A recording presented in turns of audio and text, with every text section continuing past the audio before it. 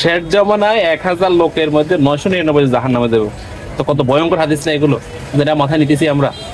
রাসূল সাল্লাল্লাহু আলাইহি ওয়াসাল্লাম শেষ দশকে এত বেশি ইবাদত করতেন, আগের থেকে ইবাদতকে বাড়াই দিতেন এবং পরিবারের সদস্যদেরকে উনি জাগ্রত রাখতেন এবং ইবাদত পরিমাণ বাড়াই দিতেন। আজকে আমাদের ঈদের কেনাকাটা নিয়ে আমরা রোজার যে গুরুত্ব মহত্বকে আমরা ভুলে যাচ্ছি। রোজা আমার জন্য কেন আসলো? গুনাহ মাফের জন্য। রাসূল সাল্লাল্লাহু আলাইহি ওয়াসাল্লাম মসজিদে নববীতে প্রথম সিঁড়িতে পা রাখছেন, বলছেন আমিন। দ্বিতীয় সিঁড়িতে পা রাখছেন, বলছেন আমিন। তৃতীয় সিঁড়িতে পা রাখছেন, বলছেন আমিন। উপস্থিত সাহাবা কেরাম রাদিয়াল্লাহু তাআলা প্রশ্ন করলেন, রাদিয়াল্লাহু আনহুম প্রশ্ন করলেন, ইয়া রাসূলুল্লাহ কেন তিনবার আমিন বললেন? বলছে এই মুহূর্তে জিবরাইল আলাইহিস সালাম আসছেন, ফেরেশতা জিবরাইল আলাইহিস সালাম আমার কাছে আসছেন, আসি থেকে তিনটা কথা বলছেন, আমি তিনটা কথার পরিবর্তে আমি আমিন বলছি। তিনটা কথা কি ছিল?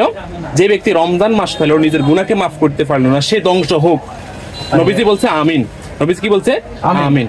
তো যে নবীজি আমাদের জন্য জান পান, মায়ার নবীজি, সেখানে জিবরাইল আলাইহিস সালাম আল্লাহর পক্ষ থেকে কথা নিয়ে আসছেন, যে ব্যক্তি রমজান মাস পাইলো আর নিজের গুনাহকে মাফ করতে পারলো না, সে ধ্বংস হোক। এই কথার সাথে নবীজি আমিন বলছে। আমিন মানে আল্লাহ কবুল করেন। তার মানে নবীজি কি বলেন? কবুল করে, যদি গুনাহ মাফ করতে পারলো না। এখন রমজান মাস হলো গুনাহ মাফের মাস, আমি যদি গুনাহ রমজান মাসে করি তাহলে ভয়ঙ্কর অবস্থা হলো কিনা। 2 নম্বর বলছে, যে ব্যক্তি তার বৃদ্ধ বয়সে মা বাবাকে পেল, তাদের খেদমত করে জান্নাত কামাই করতে পারলো না, সে ধ্বংস হোক। নবীজি বলছেন আমিন।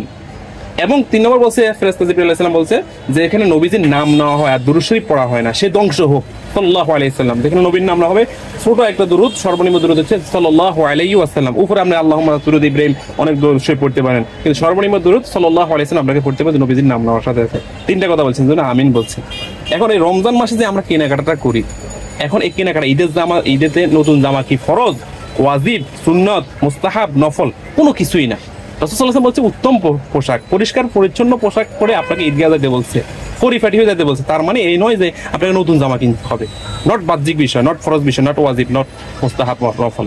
তাহলে আজকে কেনাকাটার নামে আমাদের বোনেরা, আমাদের মায়েরা, আমাদের সন্তানরা যে ভয়াবহ পরিস্থিতির মধ্যে চলে আসছে, বেপরদার মধ্যে উলঙ্গপনা। ওই যে উলঙ্গ নারী যেখানে থাকে সেখানে গজব নাযিল হওয়ার সম্ভাবনা বেশি, সেখানে নালত দেওয়ার কথা বলা হয়েছে, মানে নালত পড়ে। তাহলে আজকে কেনাকাটার নামে আমরা যে এখন শেষ দশকে আমাদের সব কদর তালাশ করার কথা, আমরা রাতে 10টা 11টা 12টা বাজে কিন্তু ভিড় থাকে দোকান ফাটের মধ্যে, কি একটা অবস্থা। এবং উলঙ্গপনা তো আছে, বেপরদা তো আছে। কোন দিকে নেবেন আপনি এগুলোকে? তাহলে গুনাহ মাফের সময় এখন শেষ দশকে তো নাজাত থেকে মুক্তি, জাহান্নাম থেকে মুক্তি দেওয়া হবে, লক্ষ লক্ষ লোককে জাহান্নাম থেকে মুক্তি দেওয়া হবে। এখন ওই কাতারে আমি পড়ছি কিনা? 3টা ভাগে রমজানকে ভাগ করা হয়েছে, রহমতের 10 দিন, মাগফিরাতের 10 দিন, নাজাতের 10 দিন। এখন আমি কি রহমত প্রাপ্ত বান্দাদের অন্তর্ভুক্ত হয়েছি কিনা?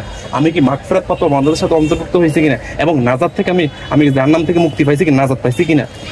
এগুলো আমার ভাবার বিষয় না ভাই। রমজান মাসটা আমাকে সবসময় আসবো, এটা তো আমার আপনার শেষ রমজান হইতে পারে। আপনি যদি এই রমজান নিজেকে ফ্রেশ না করেন, তাহলে আগামী বছর আপনি বাঁচবেন কিনা সন্দেহ আছে না?